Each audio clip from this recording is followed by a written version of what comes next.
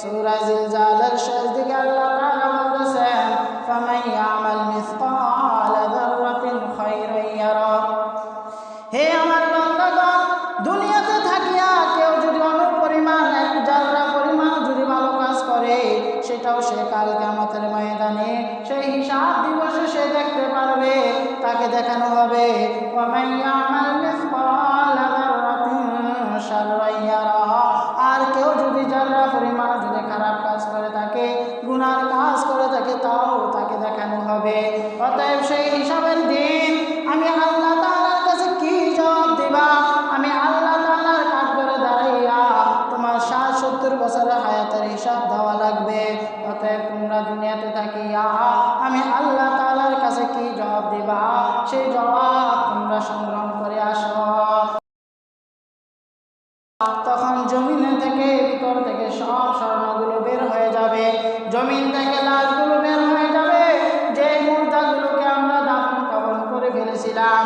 কবরবাসীদের ভিতরে, কবরের ভিতরে যারা থাকবে, জমিন তার লাশগুলোকে উঠলাই বের করে দিবে।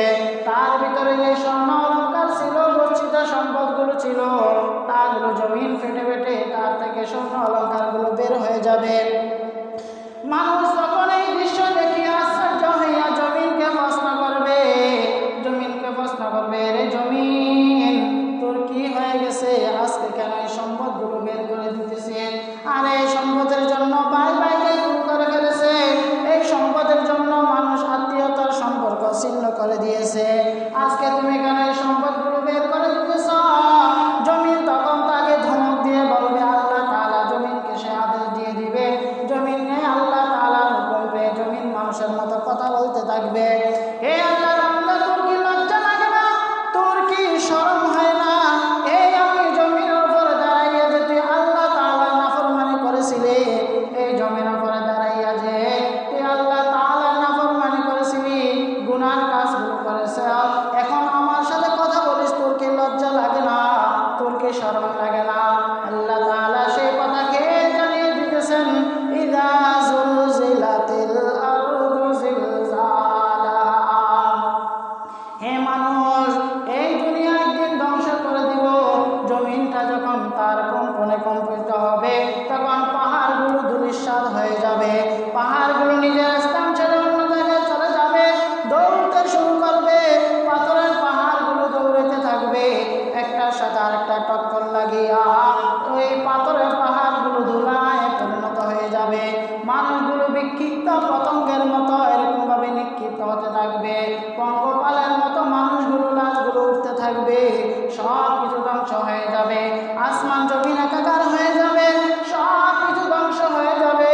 সেই দিকে আল্লাহ তাআলা সেই দৃশ্যকে জানাইতেছেন, ও দুনিয়ার মানুষ, এই পৃথিবী একদিন আমি রাখবো না। অতএব সময় থাকতে থাকতে তোমরা আমি আল্লাহ তাআলার হুকুম মানিয়া শেষ পরিণতি, তোমাদের শেষ ঠিকানা জান্নাতকে তোমাদের নিজের করে নাও।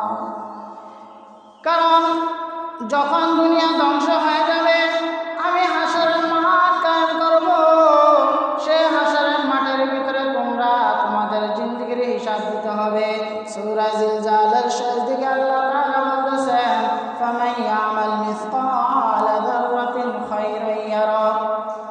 হে আমার বান্দাগণ, দুনিয়াতে থাকিয়া কেউ যদি অনুপরিমাণ এক জাররা পরিমাণ যদি ভালো কাজ করে, সেটাও সে কাল কিয়ামতের ময়দানে সেই হিসাব দিবসে সে দেখতে পারবে, তাকে দেখানো হবে। ওয়ামান ইয়ামাল মিসকালা যাররাতিন শাররান ইয়ারা। আর কেউ যদি জাররা পরিমাণ যদি খারাপ কাজ করে থাকে, গুনার কাজ করে থাকে, তাও তাকে দেখানো হবে। অতএব সেই হিসাবের দিন আমি আল্লাহ তাআলার কাছে কি জবাব দিবা? আমি আল্লাহ তাআলার কাঠগড়ে দাঁড়াইয়া তোমার 60-70 বছরের হায়াতের হিসাব দেওয়া লাগবে। অতএব তোমরা দুনিয়াতে থাকিয়া আমি আল্লাহ তাআলার কাছে কি জবাব দিবা, সেই জবাব তোমরা সংগ্রহ করে আসো। কারণ যখন কিয়ামতের মাঠ শুরু হয়ে যাবে, হাসরের মাঠ শুরু হয়ে যাবে, তখন মানুষের আর সুযোগ থাকবে না। ওই হাসরের মাঠ এমন ভয়ঙ্কর হবে, আল্লাহ পাক রব্বুল আলামিন হাসরের মাঠটাকে এত কঠিন বানাইবে। রাসূল সাল্লাল্লাহু আলাইহি সাল্লাম বলেন, রে আমার উম্মতগণ, এই যে সূর্যটা দেখতেছ,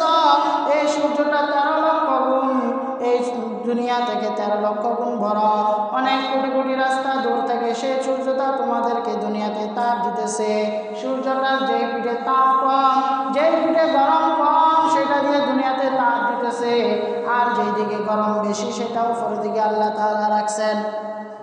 বলে যে আমার উম্মতগণ তাকিয়ে দেখো, এই সূর্য একেবারে গরম হয়ে যায় দুপুরবেলা, সূর্যের তাপের ভিতরে রোদ্রে দাঁড়ানো যায় না, মাঠটা জমিনগুলো একেবারে গরম হয়ে যায়, পায়ের তালুগুলো এরকম জ্বলতে থাকে।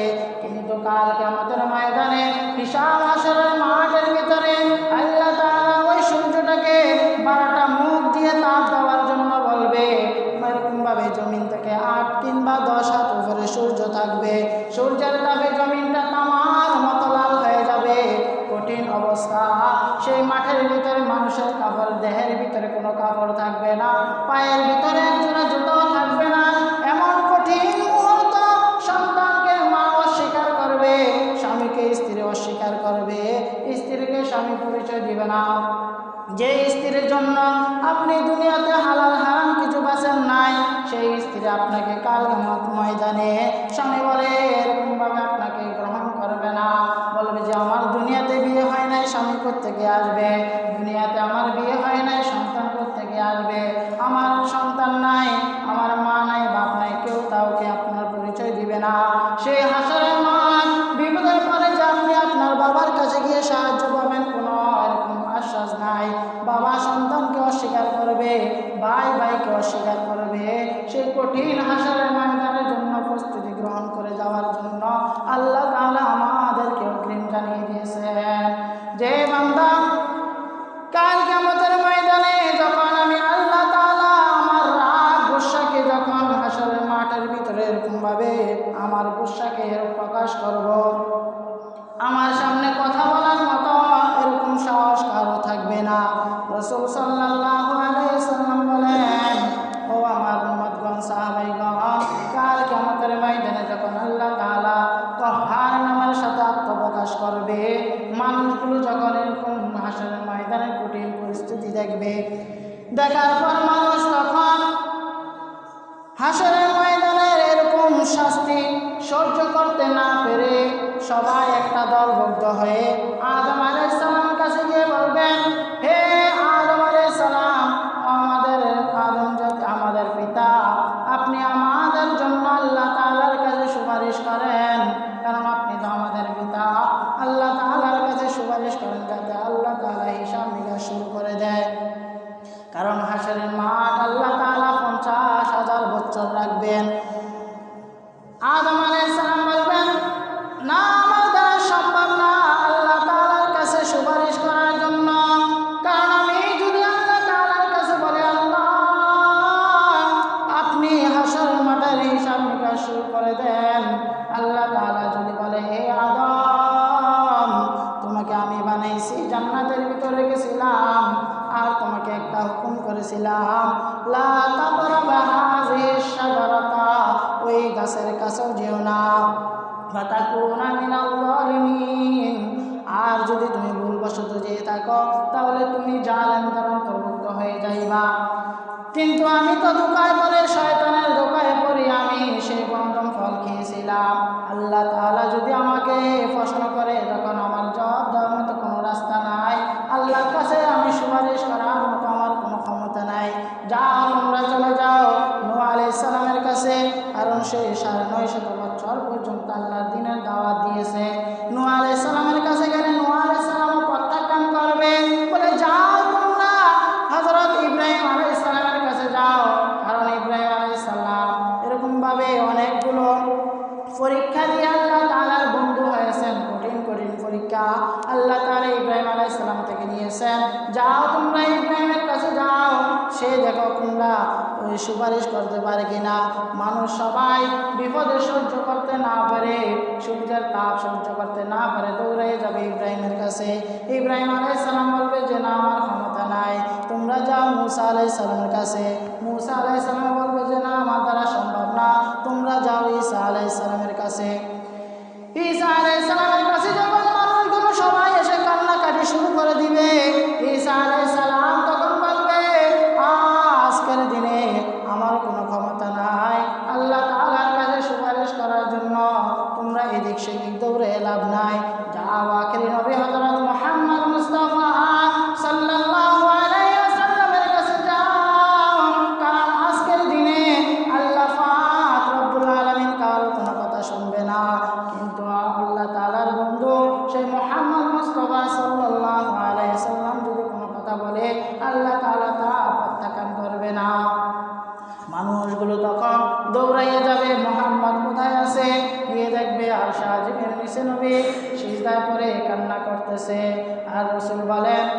দিন যখন আমার কাছে উম্মতরা যাবে, গিয়ে বলবে আল্লাহ নবী, আল্লাহ তাআলার কাছে একটু সুপারিশ করেন আজকে যাতে আল্লাহ তাআলা হিসাবের কাজ শুরু করে দেয়। নবী বলেন আনালাহা আনালাহা, আজকের দিনে একমাত্র ক্ষমতা আল্লাহ আমাকে দিয়েছেন, হ্যাঁ আজকে আমি সুপারিশ করার অধিকার রাখি। নবী বলেন ও আমার সাহাবায়ে কেরামগণ, ওই সময় আল্লাহ তাআলা আমি সিজদায় পড়ে আল্লাহ তাআলার এমন প্রশংসা করব, হামদ পাঠ করব। এখন এই শব্দগুলো আমার জানা নাই, কিন্তু ওই সময় আল্লাহ তাআলা আমাকে স্মরণ করিয়ে দিবে। ওই শব্দগুলো ধরে ধরে যখন আমি আল্লাহর প্রশংসা করব, আল্লাহ তাআলার সে রাগ গুসাগুলো সঙ্গে সঙ্গে এরকমভাবে রাগ গুসাগুলো চলে যাবে। আল্লাহ তাআলা বলবেন ওগো নবী আপনি মাথা উঠান, আপনি আমার কাছে বলেন কি চাইবেন, আমি আপনাকে সব দিয়ে দিব, কারণ আপনাকে হাসরের ময়দানে খুশি করার অঙ্গীকার আমি আল্লাহ দিয়েছি। নবী করিম সাল্লাল্লাহু আলাইহি ওয়াসাল্লাম তখন সিজদায় পড়ে বলবে ইয়া উম্মতি রব্বি হাবলি ইয়া উম্মতি, আল্লাহ আমার উম্মতদেরকে বাঁচান, আমার উম্মতদেরকে বাঁচান।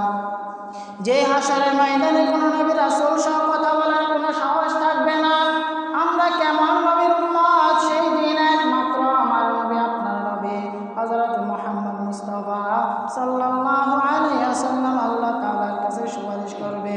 তখন আল্লাহ পাক রব্বুল আলামিন বলবেন ওগো নবী আপনি মাথা উঠান, আপনার কান্না আমি সহ্য করতে পারি না, আপনি শুধু কার নামে সুপারিশ করবেন, যার দিলের ভিতরে এক জাররা পরিমাণ ঈমান আছে, আপনি সুপারিশ করে করে তাদেরকে জান্নাতি করে দেন, আমি আপনার সুপারিশ গ্রহণ করব।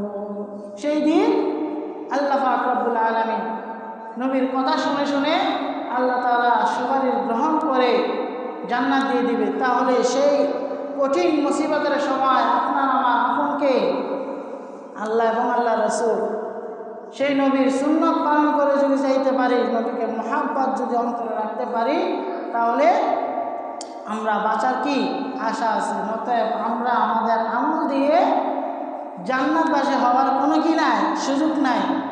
আবু বকর কত বড় দামি সাহাবী, রাসূল সাল্লাল্লাহু আলাইহি সাল্লাম বলছেন যে আমার আবু বকরের এক রাত্রের ইবাদতে যেই পরিমাণ সওয়াব হয়েছে, তোমরা সকল সাহাবায়ে কেরাম এবং কিয়ামত পর্যন্ত যত মানুষ আসবে সকলের আমল যদি এক পাল্লায় করা হয়, তাও আমার আবু বকরের আমলনামা বেশি ভারী হয়ে যাবে। সে আবু বকর দোকান দিছে, কাপড় বিক্রি করছে, কাপড় বিক্রি করার পরে একদিন এক মহিলা এসে কাপড় ফেরত দিয়ে গেছে। 3 দিন পরে আবু বকর তোমার দোকানের কাপড় আমার পছন্দ হয় না, ধরো তোমার কাপড় নিয়ে যাও, আমার টাকা আমাকে ফেরত দিয়ে দাও। আবু বকর কাপড় নিছে, টাকা ফেরত দিয়ে কান্না করতে করতে নবীজির কাছে আসছে। আসার পর নবী বলেন যে আবু বকর তুমি কেন কান্না করতেছ? বলে যে ইয়া রাসূলুল্লাহ আজকে আমার সাথে এমন ঘটনা হয়েছে, ওই মহিলা আমাকে কাপড় দিয়ে বলছে আমার কাপড় নাকি তার পছন্দ হয় না, তার টাকা দিয়ে দেওয়ার জন্য। বলে যে আবু বকর তো এইটার জন্য তুমি এত কান্না করো কেন? বলেছে না ইয়া রাসূলুল্লাহ, আমি আবু বকরকে যদি কাল কিয়ামতের ময়দানে আল্লাহ তাআলা যদি বলে হে আবু বকর তোমার আমল আমার পছন্দ না, ধরো তোমার আমল তুমি নিয়ে যাও, আমি তোমাকে জান্নাত দিব না, তখন আমি আবু বকরের কি অবস্থা হবে? এই জন্য আমি কান্না করতেছি। এই জন্য যে হাসরের মাঠে আল্লাহ তাআলা রহমত ছাড়া দয়া ছাড়া আমাদের জান্নাত পাওয়ার কোনো কি নাই, সুযোগ নাই। নবীজির সুপারিশ লাগবে, নবী যাকে সুপারিশ করবে তাকে আল্লাহ তাআলা মাফ করে জান্নাত দিয়ে দিবে। ওই তখন আল্লাহ তাআলা বলবেন নবী আপনি মাথা উঠান, আপনি যার নামে সুপারিশ করবেন আমি তাকে কি দিয়ে দেব? জান্নাত দিয়ে দিব। এই জন্য রসুলের সুপারিশ পাওয়ার জন্য রসুলের কাজ করার দরকার আছে না নাই? সুন্নতগুলো পালন করার দরকার আছে না নাই?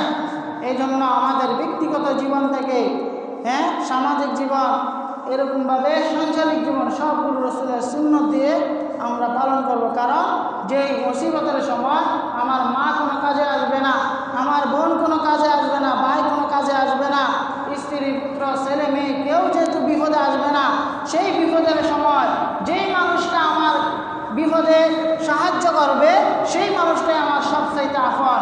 অতএব নবীর চাইতে আপন পৃথিবীতে নিজে কোনো মানুষের ভিতরে কেউ নয়।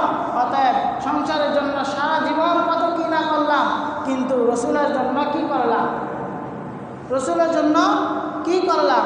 এই জন্য আমরা রসুলের প্রতি এরকম দুরূদ পাঠ করব। প্রত্যেক দিন কমপক্ষে আমরা 100 বার করে রসুলের উপর দুরূদ শরীফ পাঠ করব। ছোট্ট দুরূদ সাল্লাল্লাহু আলাইহি ওয়াসাল্লাম, সাল্লাল্লাহু আলাইহি ওয়াসাল্লাম, এই দুরূদ পড়ব আমরা কমপক্ষে 100 বার। রসুলের সুন্নাত দাড়িগুলো রাখবো, কারণ মৃত্যুর সময় মানুষের সাথে কোনো কিছু ইসলামের কিছুই যায় না, একমাত্র লাগবে না, একমাত্র এই দাড়িগুলো কি রসুলের সুন্নত হিসেবে একমাত্র এই দাড়িগুলো যাবে। তাহলে বলেন, কাল কিয়ামতের ময়দানে আমি যখন বিপদে পড়ে রসুলের কাছে যাবো, আল্লাহ নবী আমার জন্য একটু সুপারিশ করেন, তখন রসুল যদি বলে তুমি যে আমার উম্মত, তার কোনো পরিচয় নাই, তোমার চেহারার ভিতরে দাড়ি কোথায়? রসুল যদি তখন উম্মত বলে অস্বীকার করে, তখন কি উপায় হবে? জীবনে কত কিছু করছে, হায়াত তো শেষ হয়ে যাইতেছে। আল্লাহ রসুলকে মহাব্বত করে রসুলের জন্য দাড়িগুলো রেখে দেন, 5 ওয়াক্ত নামাজ সময় মতো আদায় করেন, আর গুনার কাছ থেকে বেঁচে থাকেন। হ্যাঁ, আল্লাহ তাআলার গুণগুলো মানিয়া নিজের আমলকে পরিবর্তন করেন, কারণ আল্লাহ তাআলার কাছে কি জবাব দিবেন? আল্লাহ তাআলা বলতেছেন যে তোমাদের ধন সম্পদ এই সন্তান সন্ততির মোহে পড়ে আমি আল্লাহ তাআলা জিকির থেকে তোমরা গাফেল হইও না। আর যদি এই মহাব্বতগুলো, সন্তানের মহাব্বতে যদি আমি আল্লাহ জিকির থেকে যদি আমি আল্লাহ স্মরণ থেকে যদি তুমি গাফেল হয়ে যাও, ধন সম্পদের মায়ে পড়ে দুনিয়ার মহাব্বতে আমি আল্লাহ তাআলার হুকুম অমান্য করো, তাহলে তুমি ক্ষতিগ্রস্তদের অন্তর্ভুক্ত হবা। তাহলে আল্লাহ তাআলার কাছে আমরা আল্লাহর ইবাদতগুলো করে করে আল্লাহ তাআলার কাছে জীবনের গুনাহ থেকে মাফ চাইব, হিসাব নিকাশের জন্য। রসুল সাল্লাল্লাহু আলাইহি সাল্লামকে আয়েশা রাদিয়াল্লাহু তাআলা জিজ্ঞাসা করলেন, একদিন রসুল সাল্লাল্লাহু আলাইহি সাল্লাম নামাজের পরে হাত তুলে দোয়া করতেছেন আর বলতেছেন, আল্লাহুম্মা হাসিবনি হিসাবান ইয়াসীরা, যে আল্লাহ আমাকে আপনি হিসাব সহজ করে দেন। আয়েশা রাদিয়াল্লাহু জিজ্ঞাসা করছেন, ইয়া রাসূলুল্লাহ সহজ হিসাব বলতে কি? বলে যে কাল কিয়ামতের ময়দানে আল্লাহ তাআলা সহজ হিসাব মানে হচ্ছে যে বান্দার আমলনামাকে একটা নজর দেখে আল্লাহ তাআলা তাকে মাফ করে দিবে, জান্নাতি করে দিবে, এটা হচ্ছে সহজ হিসাব। আর যদি আয়েশা আল্লাহ তাআলা যদি 60-70 বছরের যদি হিসাব নিতে চায়, যদি প্রশ্ন করে যে আমি তোমাকে যে হায়াত দিয়েছি এই হায়াতটা কোন কাজে লাগাইছ, তাহলে সে ধ্বংস হয়ে যাবে, সে হালাক হয়ে যাবে। অতএব আমরা আল্লাহ তাআলার কাছে সবসময় দোয়া করব কি আল্লাহ তাআলা যাতে আমাদের হিসাবকে সহজ করে দেয়, বিনা হিসাবে যাতে আমাদেরকে জান্নাতি করে দেয়। শুধু দোয়া করলে হবে না, আমলও করতে হবে। সাধ্য অনুযায়ী নিজের চেষ্টা করব। যেখানে কাজকর্ম করেন সারাটা দিন তো দুনিয়ার জন্য করেন, 5 ওয়াক্তে 10 মিনিট 20 মিনিট সময় করে আল্লাহ তাআলার জন্য দৈনিক 1 ঘন্টা দেন, তাহলে আপনার দুনিয়া হয়ে গেল, আখিরাতও হয়ে গেল। আল্লাহ তাআলা আমাদেরকে এই কথাগুলোর উপরে আমল করার তৌফিক দান করুন। সকলে বলেন আমিন। ওয়া আখিরু দাওয়ানা।